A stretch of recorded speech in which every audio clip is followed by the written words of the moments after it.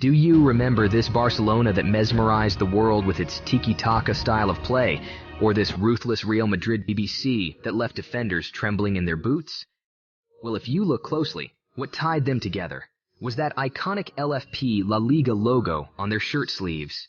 This time La Liga was the undisputed king of European football leagues, but now things don't quite look good for the league.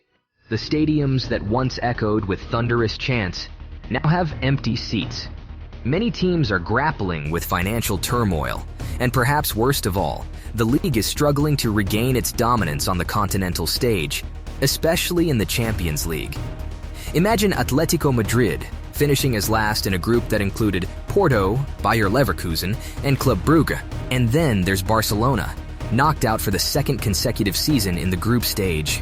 As if that wasn't bad enough, it gets even tougher for La Liga. Every season, its best players and managers bid adieu to the league, leaving a void that's increasingly difficult to fill. The Royal Spanish Football Federation is feeling the pressure like never before, as the tide has dramatically shifted. So what happened?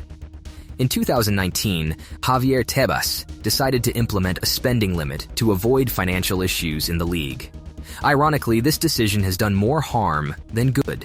It not only strained spending, but also forced teams to sell their best players to comply with the regulations, even when they didn't want to. Worst of all, it affected their negotiating power. Imagine trying to snag the best deals in a marketplace, where everyone knows you're desperately trying to offload players just to meet financial regulations. It's like bringing a knife to a gunfight. This summer, the harsh reality struck hard as La Liga found itself outspent by not one, not two, but 5 other leagues, including even the Saudi League. It's a harsh reminder of how times have changed in the world of football finance.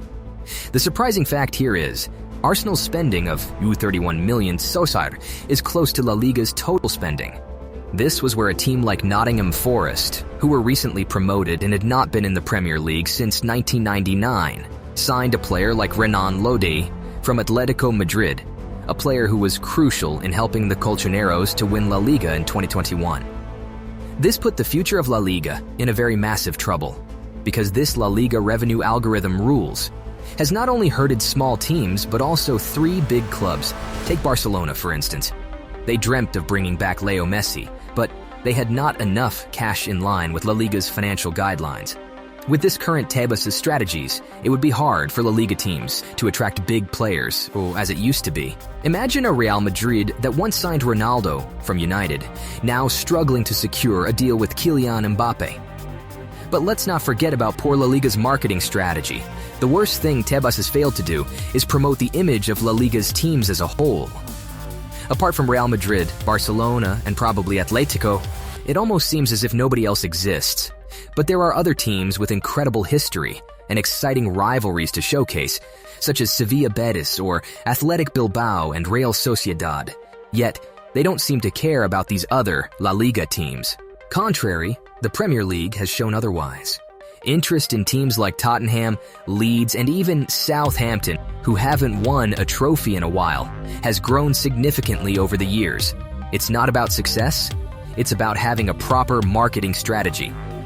Another big problem that's hurting La Liga is the poor management and interest in its teams.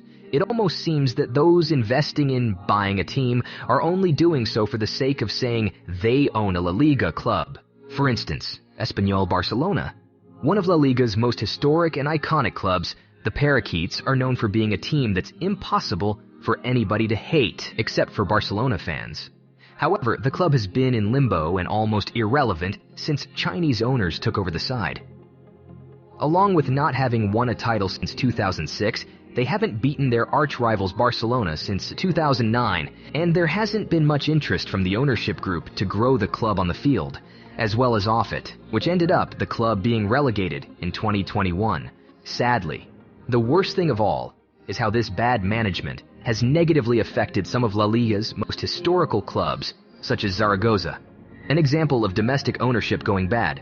A legendary club who are well known, amongst other things, for beating Arsenal in the 1995 Cup Winners' Cup with that incredible game-winning goal by Naim, as well as having the deepest goal nets of any team in the game. Unfortunately, the team's decline initiated in 2006 when businessman Agapito Iglesias was put in charge. During his reign, the team was relegated to the second division in 2008, with instant promotion in 2009, and again in 2013. The club's image took a massive hit with numerous controversial moments. This included an alleged match-fixing scandal over a 2011 game between Levante and Zaragoza. The matter went to court, and although the players from both teams were absolved, Agapito Iglesias was sent to prison. Even though the club seems to be in a more stable situation with new ownership, they've been out of La Liga since the 2012-2013 season. It will be very interesting to see what the future holds for the Spanish Football League, as they are working hard to see if they can bring things back as soon as possible. The question that lingers: can we expect a triumphant revival of the Spanish Football League again? Comment below.